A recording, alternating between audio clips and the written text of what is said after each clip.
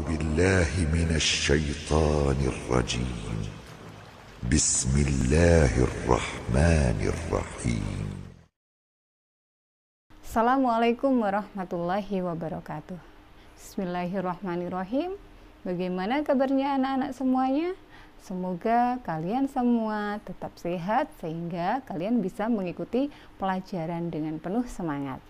Nah, anak-anak, kali ini kita akan belajar pelajaran IPS, yaitu pada bab 3 tentang peran Indonesia dalam kerjasama ASEAN. Pada bab ini kita akan mempelajari 4 poin. Yang 1, organisasi ASEAN. 2, Indonesia sebagai salah satu anggota ASEAN. 3, kerjasama Indonesia dengan negara-negara ASEAN. 4, peran Indonesia dalam ASEAN. Nah, anak-anak, pada video kali ini kita akan membahas tentang organisasi ASEAN yang meliputi latar belakang terbentuknya organisasi ASEAN. 2, lambang ASEAN. 3, keanggotaan ASEAN. Dan yang keempat adalah sekretariatan ASEAN. Nah, anak-anak, mari kita simak bersama video penjelasan berikut ini. Latar belakang terbentuknya ASEAN antara lain, pertama, persamaan letak wilayah, yaitu Asia Tenggara. Kedua, persamaan nasib sebagai bangsa yang pernah dijajah bangsa asing, kecuali Thailand. 3, adanya perselisihan di beberapa negara di wilayah Asia Tenggara. 4, berkembangnya paham komunisme yang ditakuti oleh negara-negara di Asia Tenggara. Pada 8 Agustus 1967 terbentuklah organisasi ASEAN di Bangkok, Thailand, dan diprakarsai oleh 5 negara.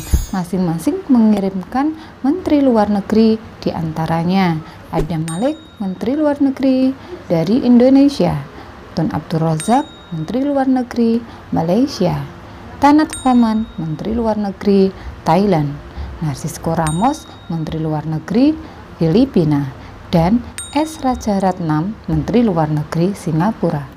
Hasil dari pertemuan tersebut adalah Deklarasi Bangkok. Penandatanganan Deklarasi Bangkok menandai berdirinya ASEAN.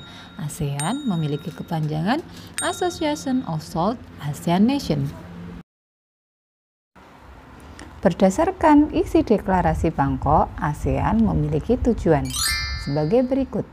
1, mempercepat pertumbuhan ekonomi dan kemajuan sosial budaya di Asia Tenggara. 2, memajukan perdamaian dan stabilitas kawasan dengan tetap menghormati keadilan dan penegakan hukum. 3, meningkatkan kerjasama dan rasa saling membantu untuk kepentingan bersama dalam IPTEC. 4, meningkatkan kerjasama di bidang pertanian, industri, perdagangan, transportasi, dan komunikasi.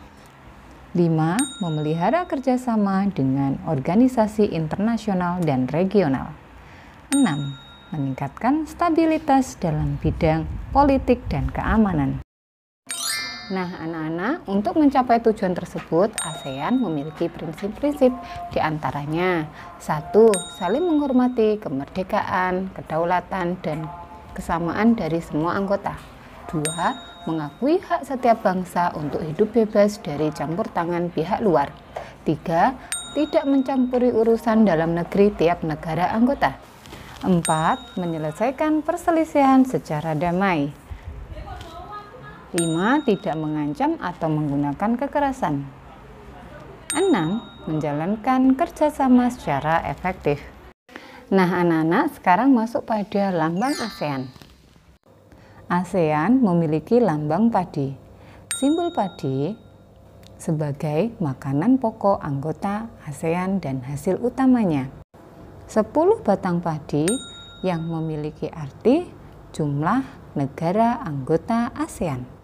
Latar belakang berwarna merah melambangkan sikap berani dan dinamis.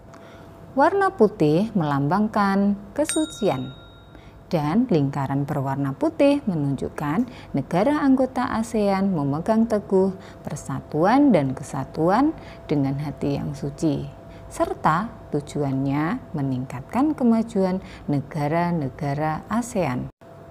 Untuk warna biru melambangkan perdamaian dan keamanan. Lingkaran memiliki lambang persatuan dan kesatuan antar negara anggota ASEAN. Untuk yang ketiga, keanggotaan ASEAN. Nah, anak-anak, mari kita simak pada peta berikut ini.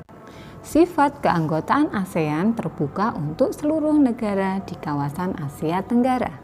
Hingga saat ini, anggota ASEAN terdiri atas negara di Asia Tenggara, kecuali Timur Leste. Mari kita simak negara-negara anggota ASEAN berikut ini. Negara tersebut adalah sebagai negara pendiri ASEAN. Disusul Brunei Darussalam bergabung sebagai anggota ASEAN pada tanggal 7 Januari 1984.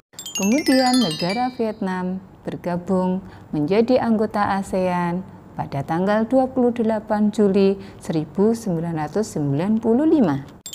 Berikutnya, Laos dan Myanmar menyusul masuk menjadi anggota ASEAN, yaitu pada 23 Juli 1997. Kemudian, negara ke-10 yang bergabung menjadi anggota ASEAN adalah Kamboja pada 30 April 1999. Yang keempat, yaitu Sekretariat ASEAN. Hasil konferensi tingkat tinggi atau KTT ASEAN di Bali pada 7 Juni 1976 menyetujui adanya Sekretariat ASEAN yang diputuskan berada di Jakarta, tepatnya di Jalan Sisingamangaraja, Jakarta Selatan. Masa jabatan Sekretaris Jenderal ASEAN yaitu 4 tahun. Berikut daftar nama Sekretaris Jenderal ASEAN pertama hingga saat ini.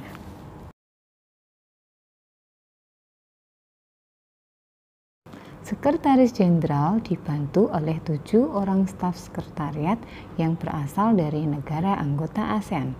Adapun tugas-tugas Sekretaris Jenderal ASEAN sebagai berikut.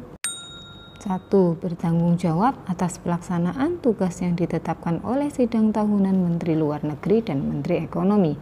2. Menyelenggarakan, memperlancar, dan mengawasi kemajuan pelaksanaan kegiatan ASEAN. 3. Bertindak sebagai badan administrasi pusat untuk membantu meningkatkan pelaksanaan proyek-proyek dan kegiatan ASEAN secara efektif. 4. Sebagai jalur komunikasi resmi antara ASEAN dan organisasi regional atau internasional, pemerintah, dan lembaga yang menjalin hubungan dengan ASEAN. Oke, materi berikutnya silakan kalian pelajari sendiri, kalian baca sendiri di buku paket ISPS halaman 73 sampai halaman 84. Semangat ya anak-anak, semoga kalian tetap selalu jaga kesehatan. Kita akhiri, assalamualaikum warahmatullahi wabarakatuh.